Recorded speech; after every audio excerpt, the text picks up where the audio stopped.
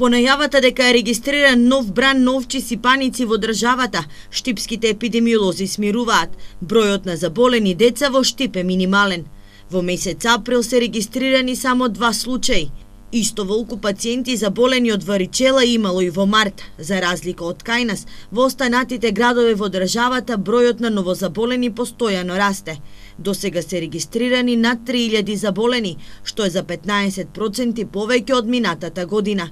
Од овчите сипаници најчесто заболуваат децата. Тоа е детско заболување кое е добро и да се прележи во детската возраст.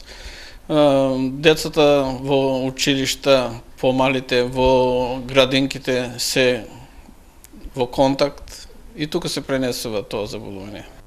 Болест обично трае кратко, карактеристичен е исипот, придружен со треска и малаксаност. По 2 до 3 недели од контактот со болното лице се јавува исипот.